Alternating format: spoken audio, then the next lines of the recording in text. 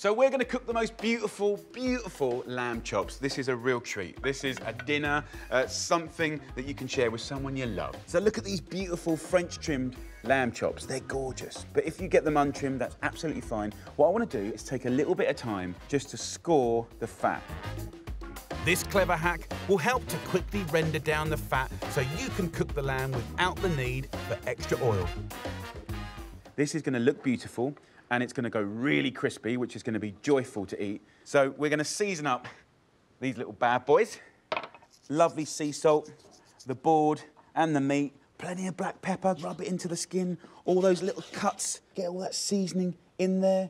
Right, then we're going to put the lamb almost back together again, right, as a little rack of fat. So we're going to put this in here like that.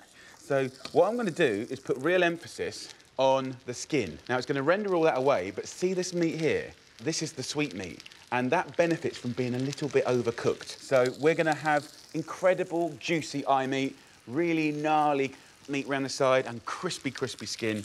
It's going to be beautiful. OK, next bit.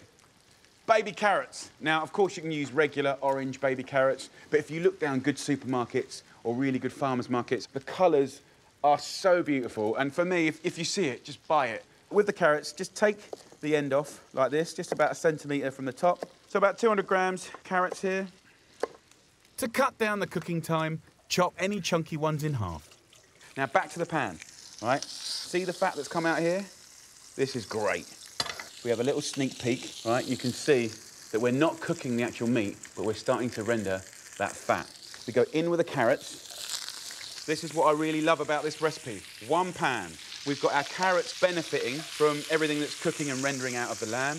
Now for the third ingredient, garlic. Best friends with lamb and carrots, actually. So get a bulb. You want about 8 cloves.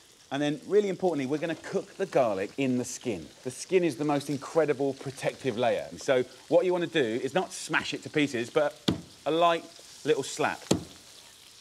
But it's really subtle little things, but that light little crack releases enough of the garlic flavour to flavour the whole dish, but keep the garlic protected inside so you can devour it as a caramelised little sweetie. It's absolutely delicious. And then I've got some orange. Halve 2 oranges and then nick the zest off of 1 orange. Avoid this bitter part and you just have this incredible orange part. And when that hits the fat of the lamb, it kind of curls up and kind of goes chewy and just sweet and perfumed and delicious. 3 halves, 1 zest. It's all looking good. Now, in the pan here, these carrots are kind of pretty much cooked. You can see they're catching and blistering. The lamb, by the way, is still largely raw, but the skin is crispy. This is such a cool way to cook lamb. To finish, just turn the chops on their sides and sear. At this stage in the game, I'm going to go in with the orange zest, OK? And as soon as that hits the fat, then we got another little story. Look at the colours. It's kind of like autumn in a pan. And what I love about it is it's all focused on cooking the most perfect and precisely gorgeous lamb chop. And then the last ingredient is thyme. And whenever thyme goes in, it's like fireworks, because it goes nuts. It starts spitting and popping in a really beautiful way. So in it goes, and have a little listen.